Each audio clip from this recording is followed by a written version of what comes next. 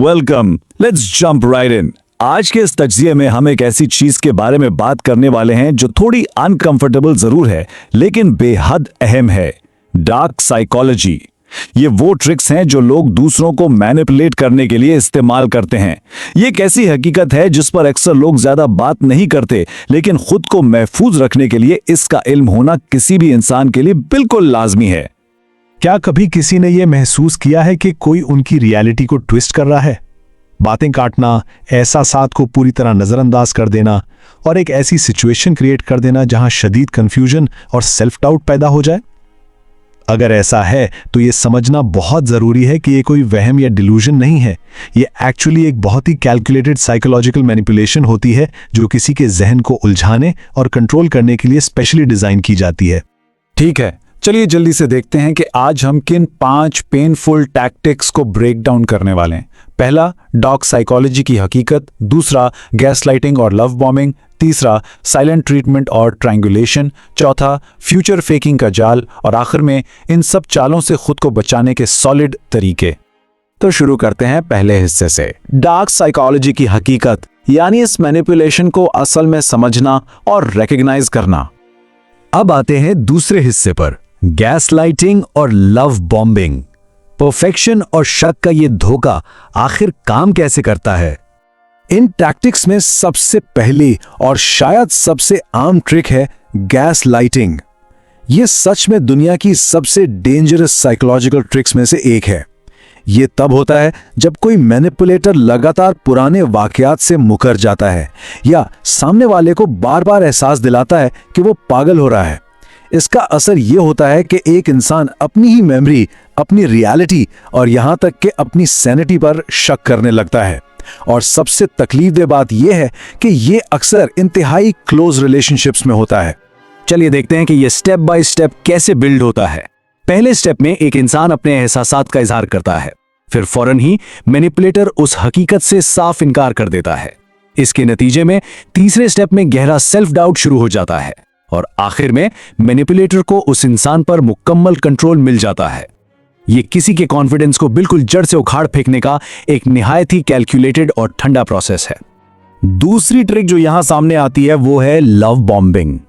जैसा कि नाम से जाहिर है, ये किसी भी रिश्ते के आगाज में दी जाने वाली हद से ज्यादा तवज्जो, तारीफ और अफेक्शन है। शुरू में ये किसी भी इंसान को बिल्कुल स्पेशल और परफेक्ट फील कराती है। इंसान सोचता है कि ये शख्स तो बस कमाल है, लेकिन इस बेपनाह अटेंशन के पीछे एक बहुत ही गहरा और डार्क मकसद छुपा होता है। अब यहां सबसे इंटरेस्टिंग और डेंजरस बात यह है कि लव बॉम्बिंग असल में एक धोखा है।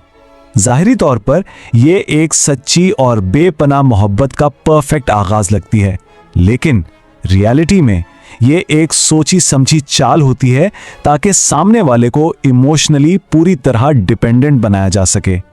फिर जब वो मैनिपुलेटर बाद में अपना असली रूप दिखाता है तो शिकार होने वाला इंसान उस पहले वाले परफेक्ट वक्त की याद में इतना फंस जाता है कि वो उस रिश्ते को छोड़ने में खुद को बिल्कुल मजबूर पाता है। मूव करते हैं तीसरे हिस्से की तरफ, साइलेंट ट्रीटमेंट और ट्रायंगुलेशन। ये कंट्रोल हासिल करने के 2 इंतहाई खतरनाक और आम मैकेनिज्म्स हैं। साइलेंट ट्रीटमेंट, वैसे सुनने में ये बड़ा सिंपल सा लगता है कि बस बातचीत बंद कर दी और किसी को मुकम्मल तौर पर इग्नोर कर दिया, लेकिन प्रैक्टिकली ये एक बेहद पावरफुल मैनिपुलेशन टूल है। जब किसी की मौजूदगी को इस तरह पूरी तरह नजरअंदाज किया जाता है तो ये दिमाग में शदीद एंजाइटी और घबराहट ट्रिगर करता है। इंसान अंदर से बिल्कुल परेशान हो जाता है क्योंकि उसे समझ ही नहीं आता कि आखिर उसने गलती क्या की है। ये बेसिकली एक एंजाइटी लूप है जो दिमाग को बुरी तरह फंसा लेती है।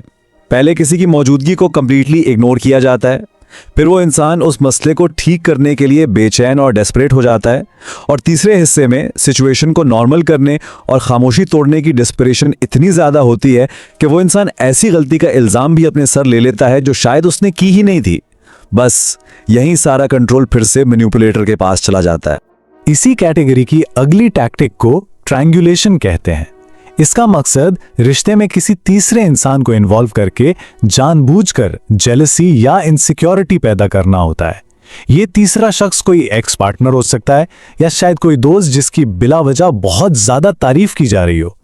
इसका मेन मोटिव सिर्फ और सिर्फ सामने वाले के जहन में हार्मफुल कंपैरिजंस पैदा करना होता है। और ट्रायंगुलेशन की सबसे बड़ी ट्रेजेडी यह है कि इस सब के नतीजे में शिकार होने वाला इंसान अपनी कदर और वैल्यू बिल्कुल भूल जाता है। अपनी इनहेरेंट वैल्यू को पहचानने के बजाय वो अपना पूरा वक्त और एनर्जी सिर्फ उस मैनिपुलेटर को प्लीज करने और उसकी मंजूरी हासिल करने में लगा देता है। ये लिटरली एक इंतहाई तकलीफदेह और मेंटल हेल्थ को एग्जॉस्ट कर देने वाली स्टेट है। आते हैं चौथे हिस्से की तरफ, फ्यूचर फेकिंग का जाल। ये वो ट्रैप है जहां झूठे वादों से उम्मीद को ही एक हथियार बना लिया जाता है। तो फ्यूचर फेकिंग आखिर है क्या? इसका मतलब है मुस्तकबिल के बारे में ऐसे बड़े बड़े प्लान्स बनाना और ख्वाब दिखाना जो एक्चुअल में कभी पूरे नहीं होने होते। मैनिपुलेटर झूठे वादे करता है कि हम मिलकर ये करेंगे, उस जगह जाएंगे या ये लाइफ अचीव करेंगे, सिर्फ इसलिए ताकि सामने वाले को एक उम्मीद दिला के अपने साथ बांधे रखे।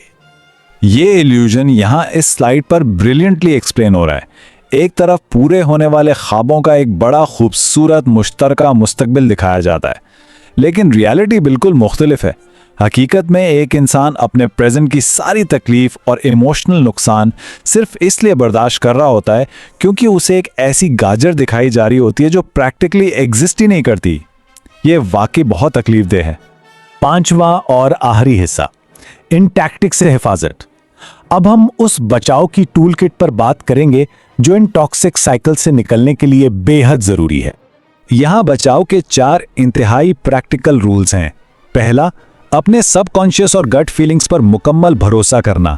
जब अंदर से आवाज आए कि कुछ ठीक नहीं है तो वहां वाकई कुछ अजीब होता है। दूसरा, अपने एहसासात को खुद वैलिडेट करना। किसी दूसरे को यह तय करने का हक ना दें कि कोई क्या महसूस कर रहा है। तीसरा, अजीब हरकतों के रिपीटिंग पैटर्न्स को गौर से ऑब्जर्व करना। और चौथा, खुद को इन मैनिपुलेशन टैक्टिक्स के बारे में लाजमी एजुकेट करना। तो यहां सबसे क्रूशियल पॉइंट जो निकल कर आता है वो ये है, एक बार अगर कुछ हो तो वो इत्तेफाक है, लेकिन बार बार होना एक पैटर्न है, और पैटर्न्स कभी झूठ नहीं बोलते। किसी भी मैनिपुलेशन के खिलाफ डिफेंस का सबसे कोर एंकर यही है, उन बिहेवियर्स को पहचानना जो मुसलसल रिपीट हो रहे हैं। चाहे मैनिपुलेटर जो मर्जी कहानी सुनाए, उन एक्शंस और पैटर्न्स की सच्चाई सबसे ऊपर होती है। हम अपने इस एजुकेशनल तज्जिए को इस अहम सोच के साथ कंक्लूड करते हैं, आगाही ही ताकत है। जान लेना एक इंसान को इंतखाब की ताकत देता है। सीरियसली, जब किसी को इन ट्रिक्स का पहले से इल्म हो तो इन मैनिपुलेशन टैक्टिक्स की आधी ताकत वहीं बिल्कुल खत्म हो जाती है। ये अवेयरनेस ही है जो एक इंसान की वल्नरेबिलिटी को चॉइस और फैसला करने की पावर में बदल देती है। इन सब बातों को समझने के बाद आखिर में हम ये प्रोवोकेटिव सवाल छोड़कर जा रहे हैं, कौन किसी इंसान की जिंदगी में कंफ्यूजन के बजाय क्लैरिटी लाता है? ये सोचना और क्रिटिकली इवैल्यूएट करना बेहद जरूरी है कि लोग किन अफराद को अपनी जिंदगी और अपने आसपास जगह देते हैं। हमेशा अपनी एनर्जी को प्रोटेक्ट करना चाहिए और ऐसे लोगों को चुनना चाहिए जो हकीकत को क्लियर करें, ना कि उसे उलझाएं। आज के इस तज्जिए के लिए बस इतना ही। अपना बेहद ख्याल रखिए।